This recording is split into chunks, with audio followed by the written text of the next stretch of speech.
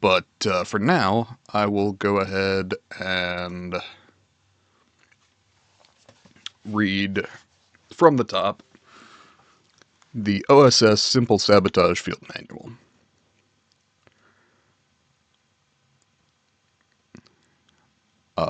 On the cover here we have Simple Sabotage Field Manual, Strategic Services, Provisional, prepared under the Director of Strategic Services. Simple Sabotage Field Manual, Office of Strategic Services, OSS Reproduction Branch, Simple Sabotage Field Manual, Strategic Services Provisional, Strategic Services Field Manual Number 3. Office of Strategic Services, Washington, D.C., 17th of January, 1944. The Simple Sabotage Field Manual, Strategic Services Provisional, is published for the information of all concerned and will be used as the base doctrine for strategic services naming for this subject. The contents of this manual should be carefully controlled and should not be allowed to come into unauthorized hands. The instructions may be placed in separate pamphlets or leaflets according to categories of operation, but should be distributed with care and not broadly. They should be used as a basis of radio broadcasts only for local and special cases as directed by the theater commander. AR 380-5, pertaining to the handling of secret documents, will be complied with in the handling of this manual. And there's a signature from William J. Donovan. Contents: 1. Introduction to possible effects. 3. Motivating the saboteur. 4. Tools, targets, and timing. 5. Specific suggestions for simple sabotage. Introduction. The purpose of this paper is to characterize simple sabotage, to outline its possible effects, and to present suggestions for inciting and executing it. Sabotage varies from highly technical coup de main acts that require detailed planning and the use of specially trained operatives, to innumerable simple acts which the ordinary individual citizen saboteur can perform. This paper is primarily concerned with the latter type. Simple sabotage does not require specially prepared tools or equipment. It is executed by an ordinary citizen who may or may not act individually and without necessity for active connection with an organized group, and is carried out in such a way as to involve a minimum danger of injury, detection, and reprisal. Where destruction is involved, the weapons of the citizen saboteur are salt, nails, candles, pebbles, thread, or any other materials that might normally be expected to possess as a householder, or as a worker in a particular occupation. His arsenal is the kitchen shelf, the trash pile, his own usual kit of tools and supplies. The targets of his sabotage are usually objects to which he has normal and inconspicuous access in everyday life. A second type of simple sabotage requires no destructive tools whatsoever and produces physical damage, if any, by highly indirect means. It is based on universal opportunities to make faulty decisions, to adopt a non-cooperative attitude, and to induce others to follow suit. Making a faulty decision may simply be a matter of placing tools in one spot instead of another. A non-cooperative attitude may involve nothing more than creating an unpleasant situation among one's fellow workers, engaging in bickerings, or displaying surliness and stupidity. This type of activity, sometimes referred to as the human element, is frequently responsible for accidents, delays, and general obstruction even under normal conditions. The potential saboteur should discover what types of faulty decisions and the operations are normally found in his kind of work, and should then devise his sabotage so as to enlarge that margin for error. 2. Possible effects. Acts of simple sabotage are occurring throughout Europe. An effort should be made to add to their efficiency, lessen their detectability, and increase their number. Acts of simple sabotage multiplied by thousands of citizen saboteurs can be an effective weapon against the enemy. Slashing tires, draining fuel tanks, starting fires, starting arguments, acting stupidly, short-circuiting electric systems, abrading machine parts, will waste materials, manpower, and time. Occurring on a wide scale, simple sabotage will be a constant and tangible drag on the war effort of the enemy. Simple sabotage may also have secondary results of more or less value. Widespread practice of simple sabotage will harass and demoralize enemy administrators and police. Further success may embolden the citizen saboteur to find colleagues who can assist him in sabotage of greater dimensions. Finally, the very practice of simple sabotage by natives in enemy or occupied territory may make these individuals identify themselves actively with the United Nations war effort and encourage them to assist openly in periods of Allied invasion and occupation. 3. Motivating the saboteur. To incite the citizen to the active practice of simple sabotage and to keep him practicing that sabotage over sustained periods is a special problem. Simple sabotage is often an act which the citizen performs according to his own initiative and inclination. Acts of destruction do not bring him any personal gain and may be completely foreign to his habitually conservationist attitude toward materials and tools. Purposeful stupidity is contrary to human nature. He frequently needs pressure, stimulation or assurance, and information and suggestions regarding feasible methods of simple sabotage. 1. Personal motives. A. The ordinary citizen very probably has no immediate personal motive for committing simple sabotage. Instead, he must be made to anticipate direct personal gain, such as might come with enemy evacuation or destruction of the ruling government group. Gain should be stated as specifically as possible for the area addressed. Simple sabotage will hasten the day when Commissioner X and his deputies Y and Z will be thrown out, when particularly obnoxious decrees and restrictions will be abolished, when food will arrive, and so on. Abstract verbalizations about personal liberty, freedom of the press, and so on will not be convincing in most parts of the world. In many areas they will not even be comprehensible. B. Since the effect of his own acts is limited, the saboteur may become discouraged unless he feels that he is a member of a large, though unseen, group of saboteurs operating against the enemy or the government of his own country and elsewhere. This can be conveyed indirectly, suggestions which he reads and hears to include observations that a particular technique has been successful in this or that district. Even if the technique is not applicable to his surroundings, another success will encourage him to attempt similar acts. It can also be conveyed directly. Statements praising the effectiveness of simple sabotage can be contrived which will be published by white radio, freedom stations, and the subversive press. Estimates of the proportion of the population engaged in sabotage can be disseminated. Instances of successful sabotage already are being broadcast by white radio and freedom stations, and should be continued and expanded where compatible with security. C. More important than A or B would be to create a situation in which the citizen saboteur acquires a sense of responsibility and begins to educate others in simple sabotage. 2. Encouraging destructiveness. It should be pointed out to the saboteur, where circumstances are suitable, that he is acting in self-defense against the enemy or retaliating against the enemy for other acts of destruction. A reasonable amount of humor in the presentation of suggestions for simple sabotage will relax tensions of fear. A.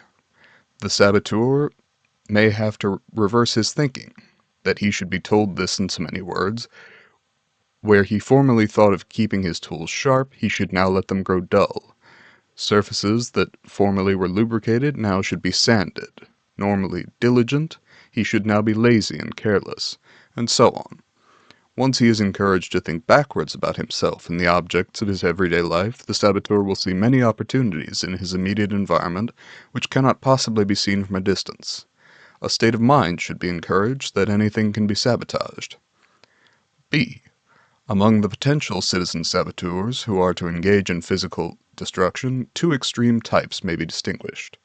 On one hand, there is the man who is not technically trained and employed. This man needs specific suggestions as to what he can and should destroy, as well as details regarding the tools by which his means of destruction may be accomplished. C.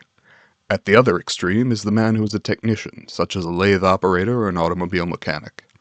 Presumably this man would be able to devise methods of simple sabotage which would be appropriate to his own facilities.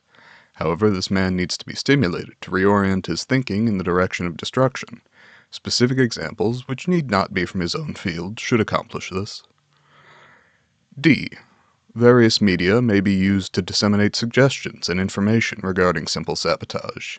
Among the media which may be used, as the immediate situation dictates, are freedom stations or radio false, unreadable broadcasts, or leaflets may be directed towards specific geographic or occupational areas, or they may be generally in scope.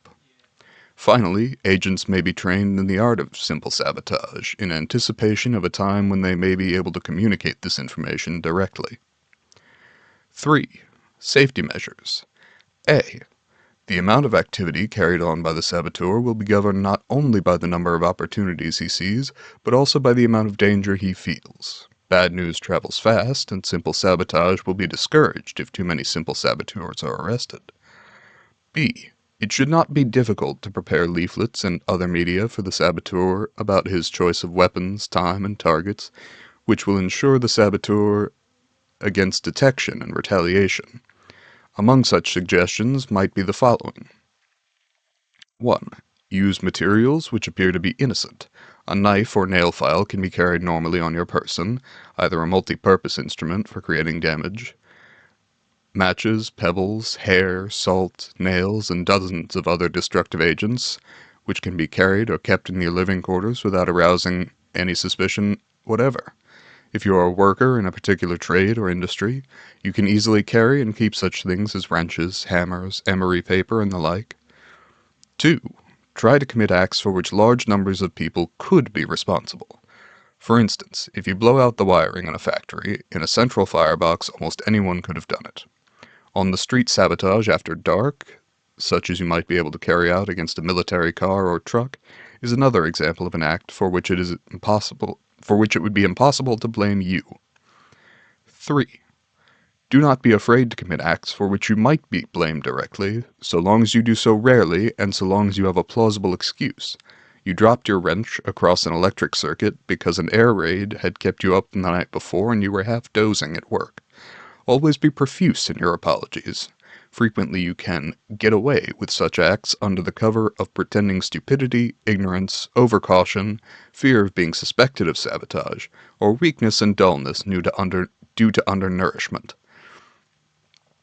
After you have committed an act of easy sabotage, resist any temptation to wait around and see what happens. Loiterers arouse suspicion. Of course, there are circumstances when it would be suspicious for you to leave. If you commit sabotage on your job, you should naturally stay at your work. 4. Tools, targets, and timing. The citizen saboteur cannot be closely controlled, nor is it reasonable to expect that simple sabotage can be precisely concentrated on specific types of target according to the requirements of the concrete military situation.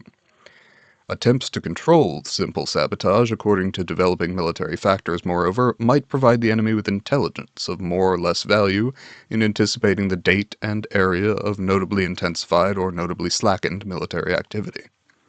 Sabotage suggestions, of course, should be adapted to fit the area where they are to be practiced. Target priorities for general types of situations, likewise, can be specified for emphasis at the proper time by the underground press, freedom stations, and cooperating propaganda. 1. Under general conditions. A. Simple sabotage is more than malicious mischief and should always consist of acts whose results will be detrimental to the materials and manpower of the enemy. B. The saboteur should be ingenious in using everyday equipment. All sorts of weapons will present themselves if he looks at his surroundings in a different light. For example, emery dust, a powerful weapon, may at first seem unobtainable, but If the saboteur were to pulverize an enemy knife sharpener or emery wheel with a hammer, he would find himself with a plentiful supply. The saboteur should never attack targets beyond his capacity or the capacity of his instruments. An inexperienced person should not, for example, attempt to use explosives, but should confine himself to the use of matches or other familiar weapons. D. The saboteur should try to damage only objects or materials known to be in use by the enemy, or to be destined for early use by the enemy. It will be safe for him to assume that almost any product of heavy industry is destined for enemy use, and that the most efficient fuels and lubricants are also destined for enemy use. Without special knowledge, however, it would be undesirable for him to attempt destruction of food crops or food products. E. Although the citizen saboteur may rarely have access to military objects, he should give these preference above all others. 2. Prior to a military offensive. During periods which are quiescent, in a military sense, such emphasis can be given to simple sabotage might well center on industrial production to lessen the flow of materials and equipment to the enemy. Slashing a rubber tire on an army truck may be an act of value, spoiling a batch of rubber in the production plant is an act of still more value. 3. During a military offensive. A. Most significant sabotage for an area which is, or soon destined to be, a theater of combat operations is that whose effects will be direct and immediate. Even if the effects are relatively minor and localized, this type of sabotage is to be preferred to activities whose effects, while widespread, are indirect and delayed. 1. The saboteur should be encouraged to attack transportation facilities of all kinds. Among such facilities are roads, railroads, automobiles, trucks, motorcycles, bicycles, trains, and trams. Any communications facilities which can be used by the authorities to transmit instructions or morale material should be the objects of simple sabotage. These include telephone, telegraph, and power systems, radio, newspapers, placards, and public notices. 3. Critical materials, valuable in themselves or necessary to the efficient functioning of transportation and communication, should also become targets for the citizen saboteur. These may include oil, gasoline, tires, food, and water. 5. Specific suggestions for simple sabotage. It will not be possible to evaluate the desirability of simple sabotage in an area without having in mind, rather specifically, what individual acts and results are embraced by the definition of simple sabotage. A listing of specific acts follows, classified according to types of target. This list is presented as a growing rather than a complete outline of the methods of simple sabotage. As new techniques are developed or new fields explored, it will be elaborated and expanded. 1. Buildings. Warehouses, barracks, offices, hotels, and factory buildings are outstanding sources of targets for simple sabotage. They are extremely susceptible to damage, especially by fire. They offer opportunities to such untrained people as janitors, charwomen, and casual visitors, and when damaged, they present a relatively large handicap to the enemy. A. Fires can be started whenever or wherever there is an accumulation of inflammable material. Warehouses are obviously the most promising types of targets, but incendiary sabotage need not be confined to them alone. 1. Whenever possible, arrange to have the fire start after you have gone away. Use a candle and paper combination, setting it as close as possible to the inflammable material you want to burn. From a sheet of paper, tear a strip 3 or 4 centimeters wide, and wrap it around the base of the candle 2 to 3 times. Twist more sheets of paper into the loose ropes, then place them around the base of the candle. When the candle flame reaches the encircling strip, it will be ignited, and will in turn ignite the surrounding paper. The size, heat, and duration of the resulting flame will depend on how much paper you use, and how much of it you can cramp in a small space. 2. With a flame of this kind, do not attempt to ignite any but rather inflammable materials such as cotton sacking. To light more resistant materials, use a candle plus a tightly rolled or twisted paper which has been soaked in gasoline to create a briefer but even hotter flame. Put celluloid, as you might find in an old comb, into a nest of plain or saturated paper, which is to be fired by a candle. To make another type of simple fuse, soak one end of a piece of string in grease. Rub a generous pinch of gunpowder over the inch of string where greasy string meets clean string, then ignite the clean end of the string. It will burn slowly without a flame, in much the same way that a cigarette burns, until it reaches the grease and gunpowder.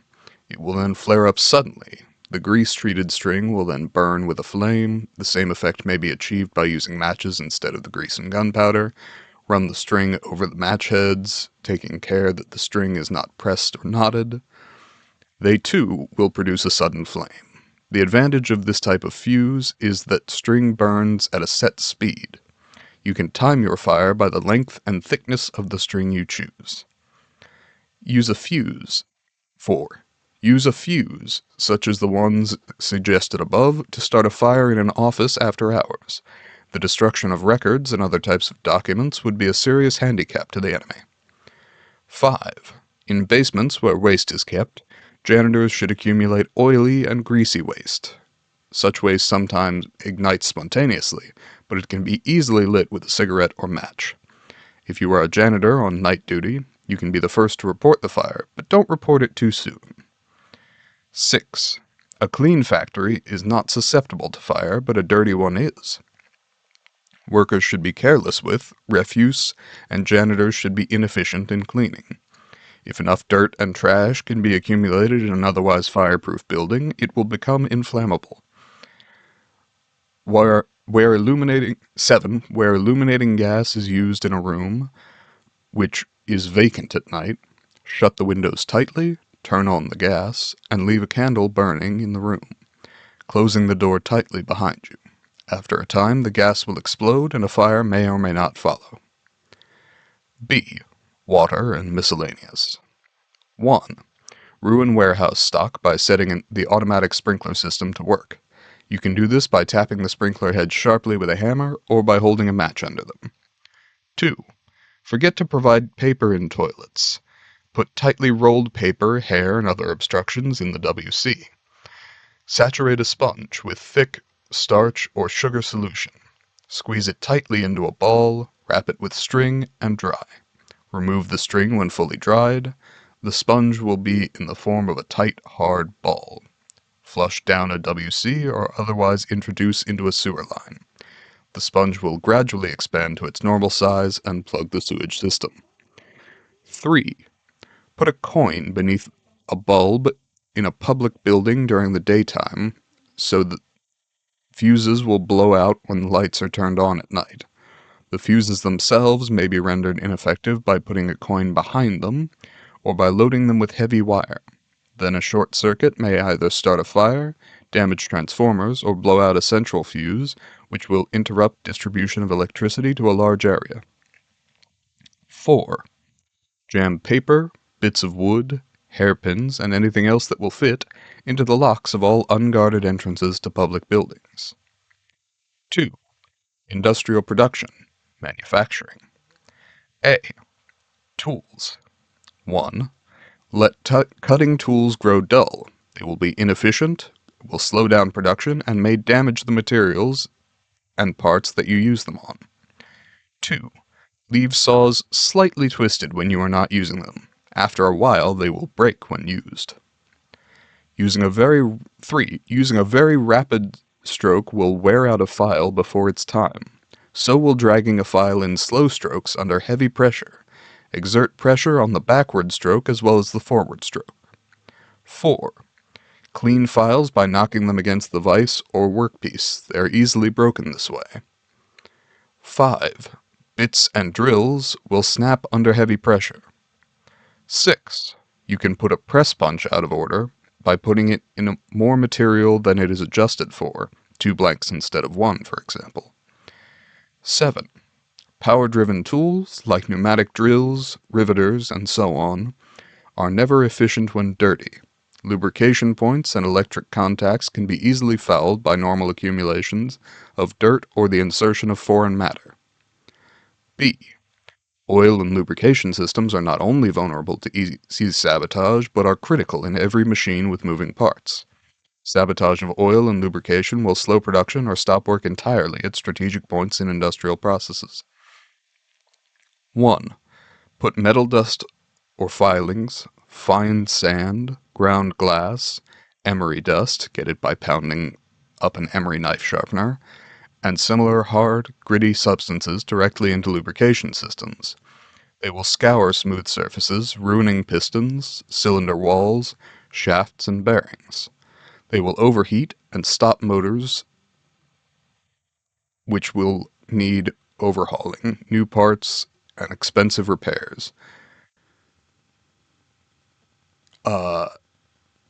2. You can cause wear on any machine by uncovering a filter system, poking a pencil or any other sharp object through the filter mesh, then covering it up, which would again, or you can dispose of it quickly. If you can dispose of it quickly, simply remove the filter. 3. If you cannot get at the lubrication system or filter directly, you may be able to lessen the effectiveness of oil by diluting it in storage. In this case, almost any liquid will do, which will thin the oil. A small amount of sulfuric acid, varnish, water glass, or linseed oil will be especially effective. 4. Using a thin oil where a heavy oil is prescribed. It will break down a machine or heat up a moving shaft so that it will freeze and stop. 5. Put any clogging substance into lubrication systems, or if it will float, into stored oil. Twisted combings of human hair, pieces of string, dead insects, and many other common objects will be effective in stopping or hindering the flow of oil through feed lines and filters. 6. Under some circumstances, you may be able to destroy oil outright rather than interfere with its effectiveness by removing stop plugs from lubricating systems or by puncturing the drums and cans in which it is stored. E. Cooling systems. 1. A water cooling system can be put out of commission in a fairly short time with considerable damage to an engine or motor.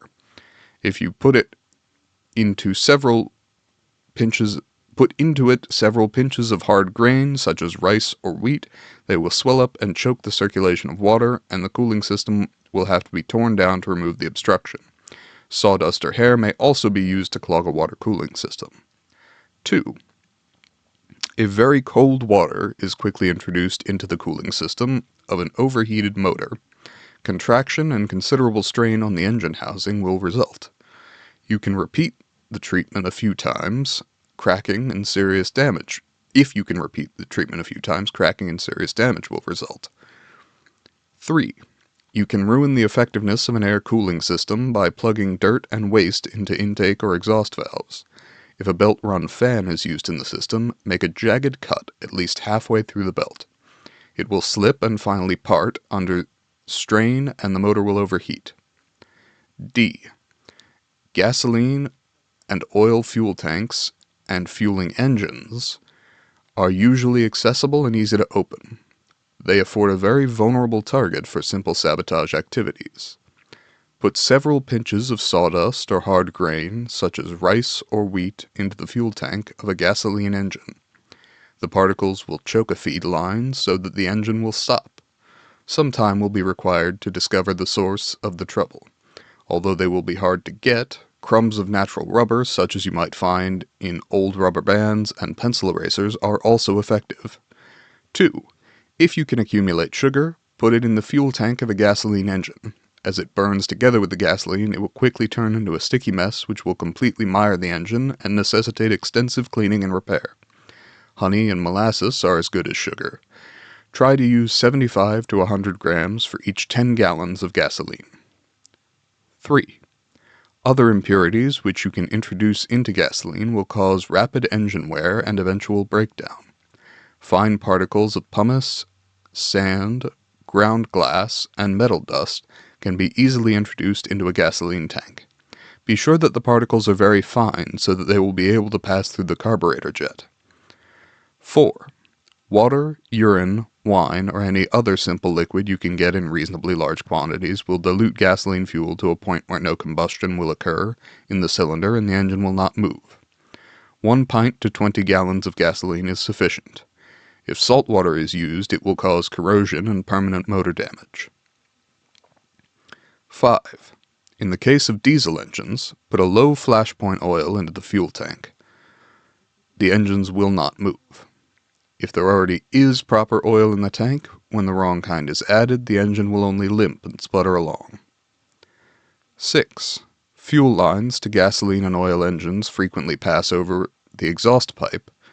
When the machine is at rest, you can stab a small hole in the fuel line and plug the hole with wax.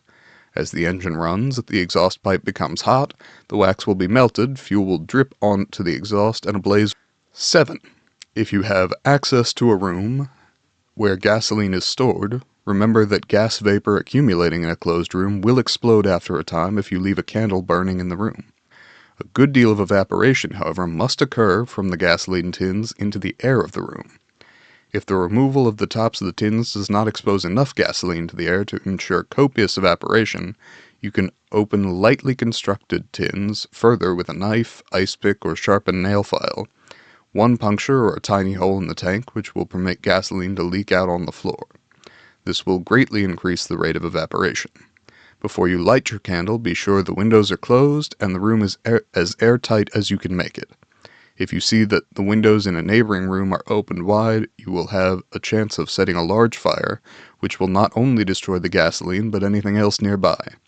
When the gasoline explodes, the doors of the storage room will be blown open, a draft in the neighboring windows will be created, which will whip up a fine conflagration.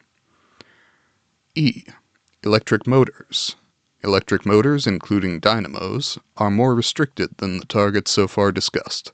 They cannot be sabotaged easily or without risk of injury by unskilled persons who may otherwise have good opportunities for destruction. 1. Set the rheostat to a high point of resistance in all types of electric motors. They will overheat and catch fire. 2. Adjust the overload relay to a very high value beyond the capacity of the motor. Then overload the motor to a point where it will overheat and break down. Remember that dust, dirt, and moisture are enemies of electrical equipment. Spill dust and dirt onto the points where the wires in electric motors connect with terminals and onto insulating parts. Inefficient transmission of current, and in some cases, short circuits will result. Wet generator motors to produce short circuits. 4. Accidentally bruise the insulation on wire, loosen nuts on connections, make faulty splices and faulty connections in wiring to waste electric current and reduce the power of electric motors, the power output, or cause short-circuiting in direct current motors. Loosen or remove the commutator holding rings. Sprinkle carbon, graphite, or metal dust on commutators. Put a little grease or oil at the contact points of commutators. Where the commutator bars are close together, bridge the gaps between them with metal dust, or sawtooth their edges with a chisel so that the teeth on adjoining bars meet or nearly meet, and current can pass from one to the other. 6. Put a finely grained emery paper half the size of a postage stamp in a place where it will wear away the rotating brushes. The emery paper and the motor will be destroyed in the resulting fire. 7. Sprinkle carbon, graphite, or metal dust on slip rings so that the current will leak or short circuits will occur. When a motor is idle, nick the slip rings with a chisel. Cause motor stoppage or inefficiency by applying dust mixed with grease to the face of the armature so that it will not make proper contact. 9. To overheat electric motors, mix sand with heavy grease and smear it between the stator and rotor, or wedge thin metal pieces. To prevent the efficient generation of current, put floor sweepings, oil, tar, or paint between them. 10. In motors using three-phase current, deeply nick one of the lead-in wires with a knife or file when the machine is at rest, or replace one of the 3 fuses with a blown-out fuse. In the first case, the motor will stop after running a while, and in the second, it will not start. F. Transformers. 1. Transformers of the oil-filled type can be put out of commission if you pour water, salt water, machine tool coolant, or kerosene into the oil tank. 2. In air-cooled transformers, block the ventilation by piling debris around the transformer. 3. In all types of transformers, throw carbon, graphite, or metal dust over the outside brushings and other exposed electrical parts. G. Turbines, for the most part, are heavily built, stoutly housed, and difficult to access. Their vulnerability to simple sabotage is very low. 1. After inspecting or repairing a hydroturbine, fasten the cover insecurely so that it will blow off and flood the plant with water. A loose cover on a steam turbine will cause it to leak and slow down. 2. In water turbines, insert a large piece of scrap iron into the head of the penstock just beyond the screening so that water will carry the damaging material down to the plant equipment. 3. When the steam line to a turbine is opened for repair, put pieces of scrap iron into it, to be blasted into the turbine machinery when steam is up again. 4. Create a leak in the line feeding oil to the turbine so that the oil will fall on the hot steam pipe and cause a fire. H. Boilers. 1. Reduce the efficiency of steam boilers in any way you can. Put too much water in them to make them slow starting, or keep the fire under them low to keep them inefficient. Let them dry, and turn the fire up, they will crack and be ruined. An especially good trick is to keep putting limestone or water-containing lime in the boiler. It will deposit lime on the bottom and sides. This deposit will provide very good insulation against heat. After enough of it has been collected, the boiler will be completely worthless. 3. Production, metals. A. Iron and steel. 1. Keep blast furnaces in a condition where they must frequently be shut down for repair. In making fireproof bricks for the inner lining of blast furnaces, put in an extra proportion of tar so that they will wear out quickly and necessitate constant relining. 2. Make cores for casting so that they are filled with air bubbles and an imperfect cast results. 3. See that the core in a mold is not properly supported so that the core gives way or the casting is spoiled because of the incorrect position of the core. 4. In tempering steel or iron, apply too much heat so that the resulting bars and ingots are of poor quality. B. Other metals. No suggestions available. 4. Production, mining and material extraction. A. Coal. 1. A slight blow against your Davy oil lamp will extinguish it. To light it again, you will have to find a place where there is no fire damp. Take a long time looking for the place. 2. Blacksmiths who make pneumatic picks should not harden them properly so that they will quickly grow dull. 3. You can easily put your pneumatic pick out of order. Pour a small amount of water through the oil lever, and your pick will stop working. Coal dust and improper lubrication will also put it out of order. 4. Weaken the chain that pulls the bucket conveyors carrying coal. A deep dent into the chain made with blows or of a pick or shovel will cause it to part under normal strain. Once a chain breaks, normally or otherwise, take your time about reporting the damage. Be slow about taking the chain up for repairs and bringing it back down after repairs. 5. Derail mine cars by putting obstructions on the rails and switch points. If possible, pick a gallery where the coal cars have to pass each other so that traffic will be snarled up. 6. Send up quantities of rock and other useless material with the coal. 5. Production, agriculture. A. Machinery. See Part 5b, 2, C, D, and E. B. Crops and livestock will probably be destroyed only in areas where there are large food surpluses or where the enemy regime is known to be requisitioning food. Feed crops to livestock. Let crops harvest too early or too late. Spoil stores of grain, fruit, and vegetables by soaking them in water so that they will rot. Spoil fruit and vegetables by leaving them in the sun. 6. Transportation, railways. A. Passengers. 1. Make train travel as inconvenient as possible for enemy personnel. Make mistakes in issuing train tickets, leaving portions of the journey uncovered by the ticket book. Issue 2 tickets for the same seat in the train so that an interesting argument will result. Near train time, instead of issuing printed tickets, write them out slowly by hand, prolonging the process until the train is nearly ready to leave or has left the station. On station bulletin boards announcing train arrivals and departures, see that false and misleading information is given about trains bound for enemy destinations. 2. In trains bound for enemy destinations, attendants should make life as uncomfortable as possible for passengers. See that the food is especially bad, take up tickets after midnight, call all station stops very loudly during the night, handle baggage as noisily as possible during the night, and so on. 3. See that the luggage of enemy personnel is mislaid or unloaded at the wrong stations. Switch labels on enemy baggage. 4. Engineers should see that trains run slow or make unscheduled stops for plausible reasons. B. Switches, signals, and routing. 1. Exchange wires and switchboards containing signals and switches so that they connect to the wrong terminals. 2. Loosen push rods so that signal arms do not work, break signal lights. Exchange the colored lenses on red and green lights. 3.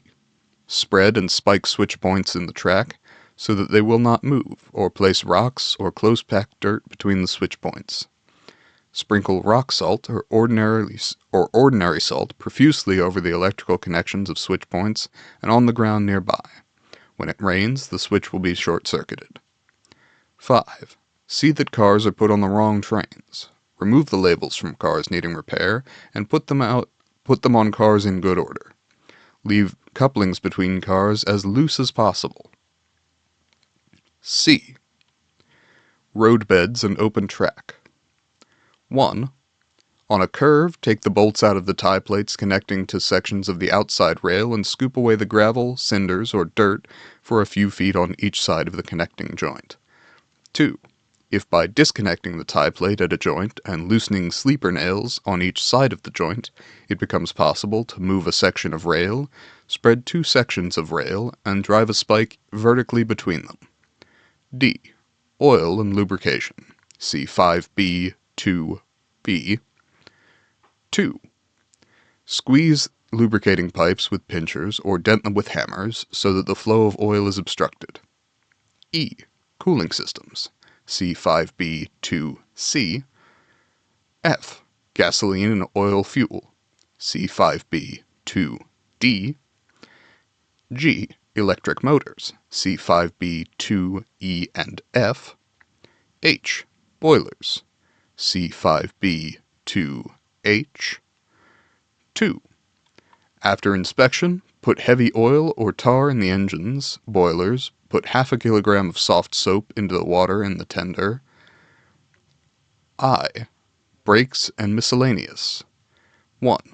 Engines should be run at high speeds and use brakes excessively at curves and on downhill grades. 2. Punch holes in air brake valve or water supply pipes. 3. In the last car of a passenger train or the front car of a freight, remove wadding from a journal box and replace it with oily rags. 7. Transportation, automotive. A. Roads. Damage to roads, 3 below, is slow and therefore impractical as a D-Day or near D-Day activity. 1. Change sign posts at intersections and forks. The enemy will go the wrong way, and it may be miles before he discovers his mistakes. In areas where traffic is composed primarily of enemy autos, trucks, and motor convoys of various kinds, remove danger signals from curves and intersections. 2. When the enemy asks for directions, give him the wrong information, especially when enemy convoys are in the neighborhood. Truck drivers can spread rumors and give false information about bridges being out, ferries closed, and detours lying ahead. 3. If you can start damage to a heavily traveled road, passing traffic, and the elements will do the rest. Construction gangs can see that too much sand or water is put in concrete, or that the road foundation has soft spots. Anyone can scoop ruts in asphalt and macadam roads, which turn hot in soft weather. Passing trucks will accentuate the ruts to a point where substantial repair will be needed. Dirt roads can also be scooped out. If you are a road laborer, it will be only a few minutes' work to divert a small stream from a sluice so that it runs over and eats away the road. 4. Distribute broken glass, nails, and sharp rocks on roads to puncture tires. B. Passengers. 1. Bus drivers can go past the stop where the enemy wants to get off. Taxi drivers can waste the enemy's time and make extra money by driving the longest possible route to his destination. C. Oil and lubrication. 1. C 5B 2B. 2. Disconnect the oil pump. This will burn out the main bearings in less than 50 miles of normal driving. D. Radiator. 1. C5B 2C. E. Fuel. C5B 2D. F. Battery and ignition. 1. Jam bits of wood into the ignition lock. Loosen or exchange connections behind the switchboard. Put dirt in spark plugs. Damage distributor points. 2. Turn on the lights in parked cars so that the battery will run down. 3. Mechanics can ruin batteries in a number of undetectable ways. Take the valve cap off a cell and drive a screwdriver slantwise into the exposed water vent, shattering the plates of the cell. No damage will show when you put the cap back on. Iron or copper filings put into the cells, i.e. dropped into the acid, will greatly shorten its life. Copper coins or a few pieces of iron will accomplish the same and more slowly. 100 to 150 cubic centimeters of vinegar in each cell greatly reduces the life of the battery, but the odor of the vinegar may reveal what has happened. G. Gears. 1. Remove the lubricant from or put too light a lubricant in the transmission and other gears. 2. In the trucks, tractors, and other machines with heavy gear, fix the gear case insecurely, putting bolts only half the bolt holes. The gears will be badly jolted in use and will soon need repairs. H. Tires. 1. Slash or puncture tires of unguarded vehicles. Put a nail inside a matchbox or other small box and set it vertically in front of the back tire of a stationary car. When the car starts off, the nail will go neatly through the tire. It is easy to damage a tire in a tire repair shop. 2. It is easy to damage a tire in a tire repair shop. In fixing flats, spill glass, benzene, caustic soda, or other material inside the casing, which will puncture or corrode the tube.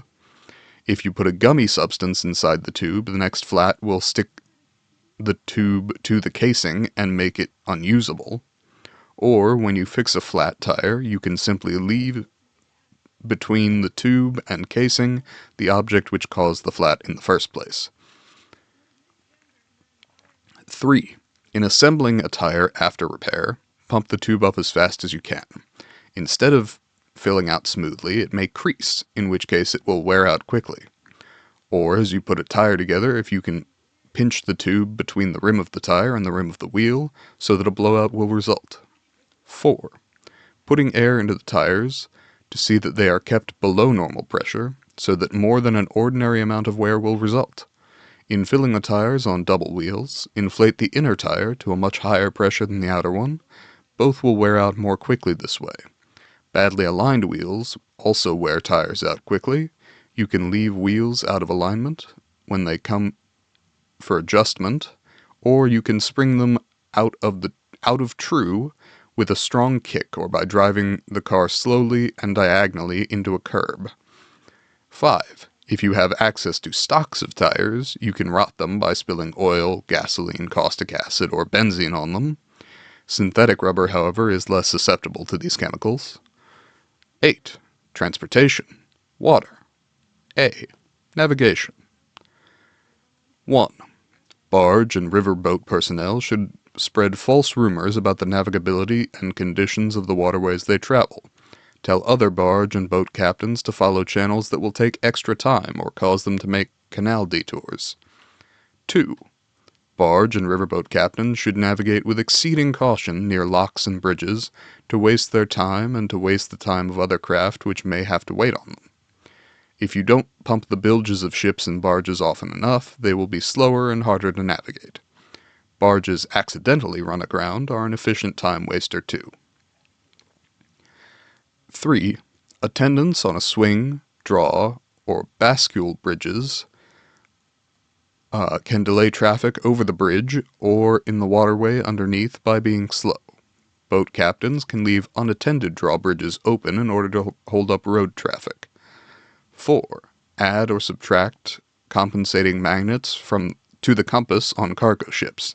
Demagnetize the compass or maladjust it by concealing a large bar of steel or iron near it.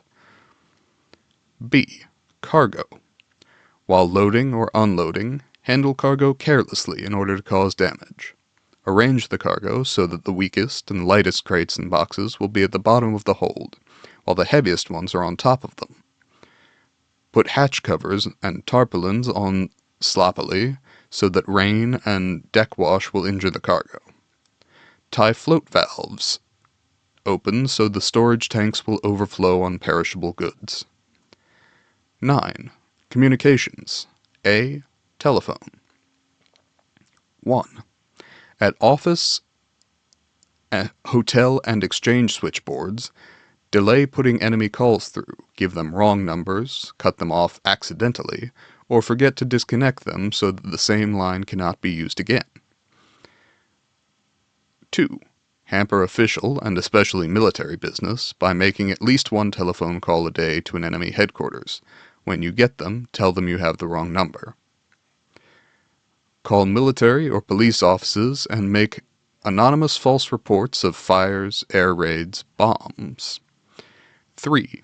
In offices and buildings used by the enemy, unscrew the earphone of telephone receivers and remove the diaphragm. Electricians and telephone repairmen can make poor connections and damage insulation so that crosstalk and other kinds of electrical interference will make conversations hard or impossible to understand. 4. Put the batteries under automatic switchboards out of commission by dropping nails, metal filings, or coins into the cells. If you treat half the batteries in this way, the switchboard will stop working. A whole telephone system can be disrupted if you can put 10% of the cells and half of the batteries of the central battery room out of order. B. Telegraph. Delay the transmission and delivery of telegrams to enemy destinations. 2. Delay the transmission and delivery of telegrams. 2. Garble telegrams to enemy destinations so that another telegram will have to be sent or a long-distance call will have to be made. Sometimes it will be possible to do this by changing a single letter in a word, for example, changing minimum to miximum, so that the person receiving the telegram will not know whether minimum or maximum is meant.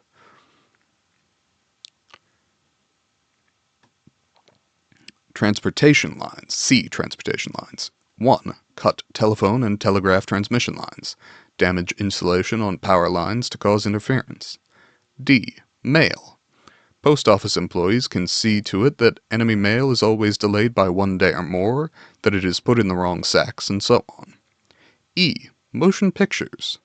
Projector operators can run newsreels and other enemy propaganda films by bad focusing, speeding up, or slowing down the film and causing frequent breakage in the film. 2.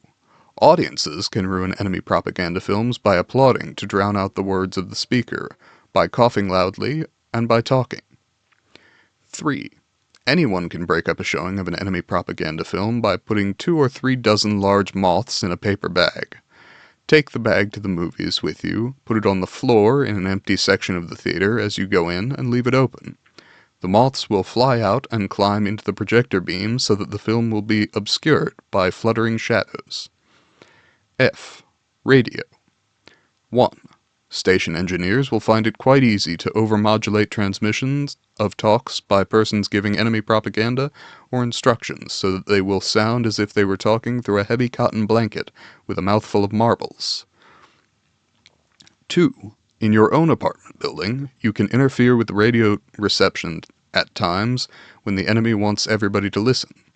Take an electric light plug off the end of an electric light cord, take some wire out of the cord and tie it across 2 terminals of a 2-prong plug or 3 terminals of a 4-prong plug. Then take it around and put it into as many wall and floor outlets as you can find. Each time you insert the plug into a new circuit, you will blow out a fuse and silence all radios running on power from that circuit until a new fuse is put in. 3. Damaging insulation on any electrical equipment tends to create radio interference in the immediate neighborhood, particularly on large generators, neon signs, fluorescent lighting, X-ray machines, and power lines. If workmen can damage insulation on a high-tension line near an enemy airfield, they will make ground-to-plane radio communications difficult and perhaps impossible during long periods of the day. 10. Electric power. A. Turbines, electric motors, transformers. 1. C. 5B, 2E, F, and G. B. Transmission lines. 1. Linesmen can loosen and dirty insulators to cause power leakage. It will be quite easy, too, for them to tie a piece of very heavy string several times back and forth between 2 parallel transmission lines, winding it several turns around the wire each time. Beforehand, the string should be heavily saturated with salt and then dried. When it rains, the string becomes a conductor and a short circuit will result. 11. General interference with organizations and productions. A. Organizations and conferences. 1. Insist on doing everything through, quote, channels. Never permit shortcuts to be taken in order to expedite decisions. 2. Make speeches. Talk as frequently as possible and at great length. Illustrate your points by long anecdotes and accounts of personal experiences. Never hesitate to make a few appropriate patriotic comments. 3. When possible, refer all matters to committees for, quote, further study and consideration. Attempt to make the committees as large as possible, never less than 5. 4. Bring up irrelevant issues as frequently as possible. 5. Haggle over precise wordings of communications, minutes, resolutions. 6. Refer back to matters decided upon at the last meeting and attempt to reopen the question of the advisability of that decision. 7. Advocate, quote, caution, be, quote, reasonable, and urge your fellow conferees to be, quote, reasonable, and avoid haste, which might result in embarrassments or difficulties later on. 8. Be worried about the propriety of any decision. Raise the question of whether such action as is contemplated lies within the jurisdiction of the group, or whether it might conflict with the policy of some higher echelon. B. Managers and supervisors. 1. Demand written orders. 2. Quote, misunderstand orders. Ask endless questions or engage in long correspondence about such orders. Quibble over them when you can. 3. Do everything possible to delay the delivery of orders. Even though parts of an order may be ready beforehand, don't deliver it until it is completely ready. 4. Don't order new working materials until your current stocks have been virtually exhausted, so that the slightest delay in filling your order will mean a shutdown. 5. Order high-quality materials which are hard to get. If you don't get them, argue about it. Warn that inferior materials will mean inferior work. 6. In making work assignments, always sign out the unimportant jobs first. See that the important jobs are assigned to inefficient workers of poor machines. 7. Insist on perfect work in relatively unimportant products. Send back for refinishing those which have the least flaw. Approve other defective parts whose flaws are not visible to the naked eye. 8. Make mistakes in routing so that parts and materials will be sent to the wrong place in the plant. 9. When training new workers, give incomplete or misleading instructions. 10. To lower morale, and with it production, be pleasant to inefficient workers. Give them undeserved promotions. Discriminate against efficient workers. Complain unjustly about their work. 11. Hold conferences when there is more critical work to be done. 12. Multiply paperwork in plausible ways. Start duplicate files. 13. Multiply the procedures and clearances involved in issuing instructions, paychecks, and so on. See that people have to approve everything see that 3 people have to approve everything where 1 would do. 14. Apply all regulations to the last letter. C. Office workers. 1. Make mistakes in quantities of material when you are copying orders. Confuse similar names, use wrong addresses. 2. Prolong correspondence with government bureaus. 3. Misfile essential documents. 4. In making carbon copies, make 1 too few so that an extra copying job will have to be done. 5. Tell important callers the boss is busy or talking on another telephone. 6. Hold up mail until the next collection. 7. Spread disturbing rumors that sound like inside dope. D. Employees. 1. Work slowly. Think out ways to increase the number of movements necessary on your job. Use a light hammer instead of a heavy one. Try to make a small wrench do when a big one is necessary. Use a little force where considerable force is needed. And so on. 2. Contrive as many interruptions to your work as you can. When changing the material on which you are working, as you would a lathe or a punch, take needless time to do it. If you are cutting, shaping, or doing other measured work, measure the dimensions twice as often as you need to. When you go to the lavatory, spend a longer time there than is necessary. Forget tools so that you will have to go back after them. 3. Even if you understand the language, pretend not to understand instructions in a foreign tongue. 4.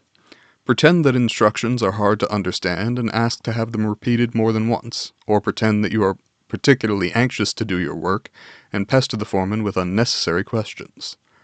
5. Do your work poorly and blame it on bad tools, machinery, or equipment. Complain that these things are preventing you from doing your job right. 6. Never pass on your skill and experience to a new or less skillful worker. 7.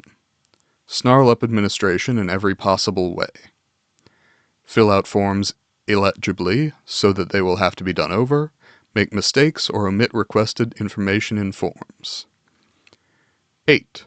If possible, join or help organize a group for presenting employee problems to the management. See that procedures are adopted are as inconvenient as possible for the management, involving the presence of a large number of employees at each presentation, entailing more than one meeting for each grievance, bringing up problems which are largely imaginary, and so on. 9. Misroute materials. 10. Mix good parts with unusable scrap and rejected parts. 12. General devices for lowering morale and creating confusion. A. Give lengthy and incomprehensible explanations when questioned.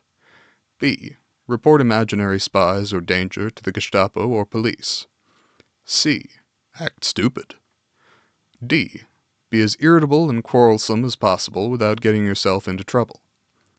E. Misunderstand all sorts of regulations concerning such matters as rationing, transportation, traffic regulations. F. Complain against ersatz materials. G. In public, treat Axis nationals or Quieslings coldly. H. Stop all conversation when Axis nationals or Quieslings enter a cafe. I. Cry and sob hysterically at every occasion, especially when confronted by government clerks. J. Boycott all movies, entertainments, concerts, and newspapers which are in any way connected with Quisling authorities. K. Do not cooperate in salvage schemes. End of the Project Gutenberg Simple Sabotage ebook Simple Sabotage Field Manual. All right. That was interesting. I knew that it was going to be a little bit dated, because this was, the last 2 years of World War II. But it's interesting. A great deal of it is very applicable to today. And a great deal of it is entirely useless just because the technology has changed so much. Pardon me, I'm just marking the end of that so I can clip the whole thing and throw it up on YouTube. Yeah, so some of the terminology is a little dated. A lot of it is honestly pretty relevant. So, like, everything introduction, possible effects, motivating the saboteur, are all basically still relevant to this day. Tools, targets, and timings are a little bit, remain broadly relevant, but definitely are a little bit not as relevant. Specific suggestions for simple sabotage. So, a lot of stuff like a fire's a fire. Now, a lot of buildings in modernity are not, near as Oh god. Okay, so they used inflammable a whole lot in there. And for those who don't know, inflammable means flammable. Why? I don't fucking know. But I no idea. But anyway, sorry. Yes. Anytime I said inflammable in there, know that I was screaming mentally because I'm like, just say flammable. But fire's a fire. But a lot of them, like, okay, the different kind of plugs and the radio transmissions, anything to do with, intercepting telegrams, like, okay, granted, not particularly relevant. But it's honestly when you get to, like, are there people that the tooling stuff would be relevant for? Sure. But broadly speaking, I mean, particularly in the US today, a lot of what you're looking at is going to be things beyond 11 under number 5. So general interference with organizations and production. A whole lot of that is entirely feasible in modernity. And some of it is like, it is very specific to the time, obviously, but a lot of it is very, very easy to continue doing. I am amused. Spread disturbing rumors that sound like, quote, inside dope. Like, Jesus, yeah, okay, it was the 40s, fair enough. That is probably as much time as I want to spend on that unless somebody is in the chat and has suggestions. But I will try and have that clip uploaded in the next few days.